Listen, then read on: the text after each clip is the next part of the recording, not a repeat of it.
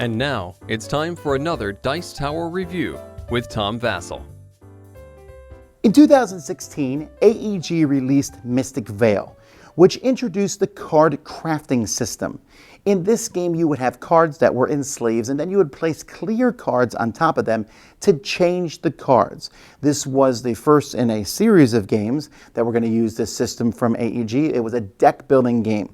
Well, now we're seeing the second game in this line, and that is Custom Heroes, which also, you'll notice, is a big Japanese name. It's in their Big in Japan line, which is kind of weird because the game was neither designed in Japan nor released in Japan by a Japanese company. They released their version of the game in Japan first. That's how they're putting it in the line, and it has a Japanese theme. But that's it. I mean, it doesn't really matter.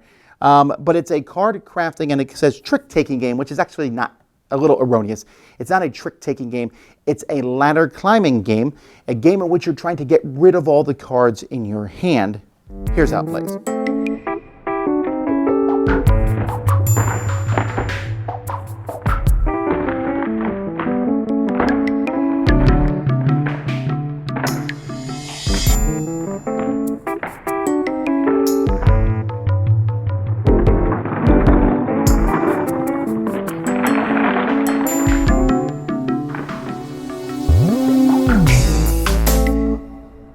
The game revolves around a deck of cards that are numbered from 1 to 10. Now, these cards come in sleeves, and you're going to use a set of 1 to 10 for each number of players, and a slight difference for 2 players. But if you're playing with 4 players, you'll have 40 cards, 1 through 10.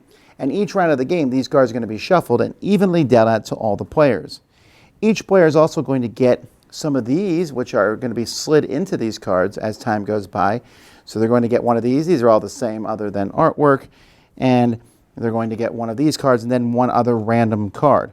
The random cards are all coming from this here. These are plastic insert cards that will go inside the other cards, and you put them inside this bag so that you can pull them randomly without seeing what you're getting. Now, the goal of this game is to get victory points. And so you're going to start with a victory point, and you're going to start with some power points. And every time a round is over, players are going to get more and more of these victory and power points. And if you have 10 or more victory points in front of you, and you're the first to go out in a round, you win the game. So you have to collect 10 of these and be the first to go out. And if you are the last to go out, then you will lose a point. So you have to be careful about that too. So what do I mean by going out? Well, this is what we call a ladder climbing game. So you're going to have a handful of cards, and on your turn, you can play one or more cards when it's your turn to lead. So I look here at my hand and I say, oh, I have 3 5s. So I can play 3 5s together. And I play these out here. And the next person has to play the same or higher than me. So they would also have to play 3 5s, or they could play 3 6s, 3 7s, 3 8s. It doesn't matter. They just have to play the same number of cards. And we keep going around the table until no one can play something that's higher. Then whoever did play the highest, all the cards removed, we'll start the next round. So you could play a single card. I could play a 1, and then maybe the next person plays a 2. The next person plays a 7. The next person plays a 7. Now, when you play the same card as somebody else, then the next person skipped. So if Sally plays a 7, and then Susan plays a 7 right after Sally, then me, who was going to go next, is skipped. So whenever you play the exact same thing someone else before you played, the next player skipped. Once everyone has passed and or is skipped in a row, then these go away, and whoever played the last card goes first. And so you're trying to get rid of all the cards from your hand. Now, depending on how many players are playing, so let's say we're playing a 4-player game, the first person who goes out is going to get 5 points, and they get to draw one of these cards. That they're going to get one of these special cards. The last person to go out is going to lose a point. They're going to get 2 power points, and they're going to get 3 of those cards added to their hand. Or you can have a shield. You can have those clear cards in your hand, or you can have a shield in front of you to keep track. Now, what you can do is anytime on your turn, you can add these cards to something you have already. So I might change this 6 to a 5 because I have some 5s, and you also notice it adds some pretty balloons to her. Or I might change this 7 to an 11 because an 11 is an amazing number. So some of the card changes will be different numbers, like 10, 9, and 13. At the bottom of each of these clear cards, there's a dot. So you can see all these have green dots. You can never have more than one of these plastic insert cards in that has the same dot on the bottom. So I can't say it's a 9 and a 13. You can change the number once. You can also modify the number. The red and blue dots will let you do that. So this is -4, +8, +3, -2. You can put those. So this one might be a 5, but now I change it to a -4. Now this is a 1, this card. There's also cards that will let you change the special abilities. Like this one here, when you play it, it says you gain an extra point if you win this pile. This card's wild if you play it as part of a set. This card counts as 2 copies of itself. This reverses the numerical direction of this pile, which means if I played this and it was an 8, now we start playing cards that are lower rather than higher. Now these cards, when you play them, have the power points here. When you play the card, you don't have to use this special ability at the bottom, but if you do, you need to pay that many power points. And if you decide not to, or you can't, and you play one of these cards, you will get the power point. Now the one card that everyone has at the beginning, the Ascendant Forms, these here, everyone has one of them. These cost 2 power points to play, but when you play this, you can play the whole card by itself. So let's say, for example, I change this card into an Ascendant Form. It's still a 1 if I play it normally. However, if I play it as an Ascendant Form, I can play it by itself and it beats anything. So even if someone plays 4 8s, boom, I can play this card by itself, and the only thing that can beat it is another Ascendant Form. Each player also starts with these Kodara cards, and you can play one of these at the beginning of a round, and you bet 2 victory points that you have, and if you're the first person to go out, you'll get an extra 2 victory points. And that's pretty much the game. I mean, you can come up with some really cool cards, like look at this card here.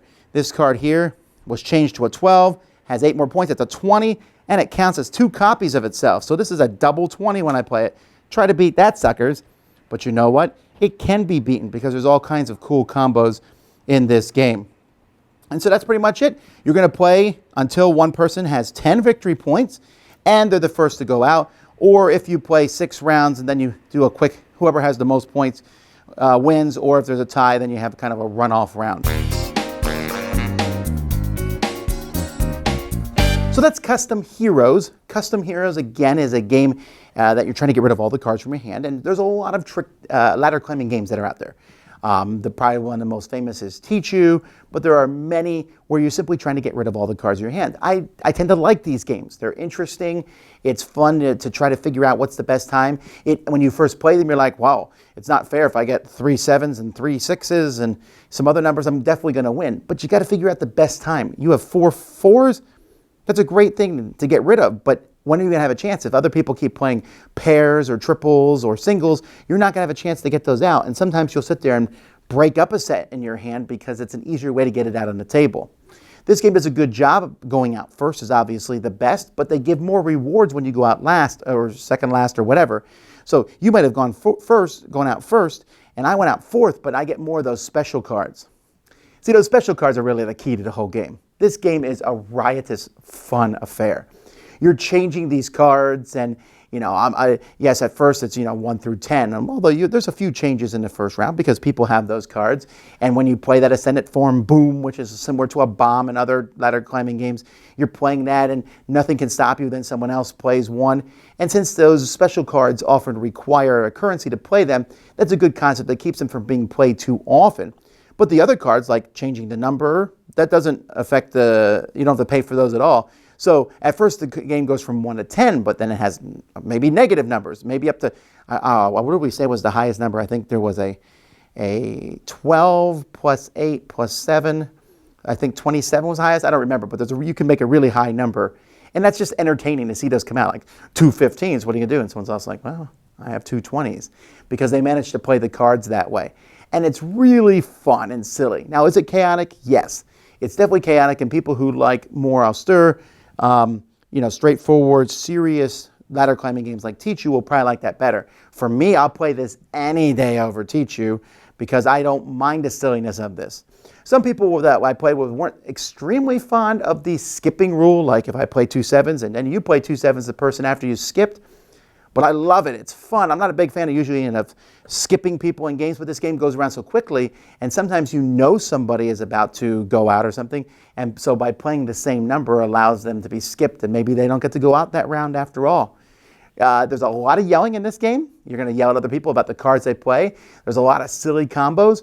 All the cards in this game, like Mystic Vale, have a clear plastic coat on them, which you can leave on them or you can take off. So you could like play for a while, then take it off, and it's like new refrigerator. You know, that same feeling when you pull that off.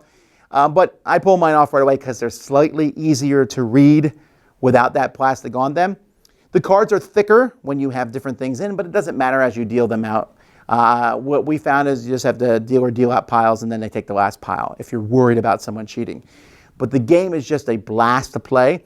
It's silly fun. I don't think it overstays its welcome. I really enjoy it. And while I don't know that the game is great, right? It's very chaotic, and it's more silly fun than like sitting around like, sometimes when I play a ladder climbing game, I want to sit there and think, what does everyone have? You can do that a little bit in this game, but you're going to get busted by some weird special powers sometimes.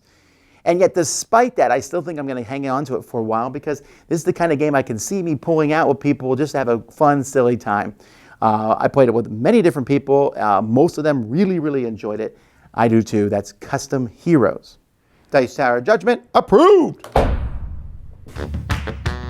Thanks so much for watching the Dice Tower videos. Find more great videos and reviews as well as our top-rated audio podcast at Dicetower.com.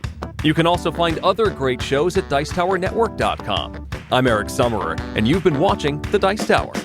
The Dice Tower is sponsored by Cool Stuff Inc., where you can find great games for great prices. Cool stuff in stock. Check them out at CoolStuffInc.com. Shut the door.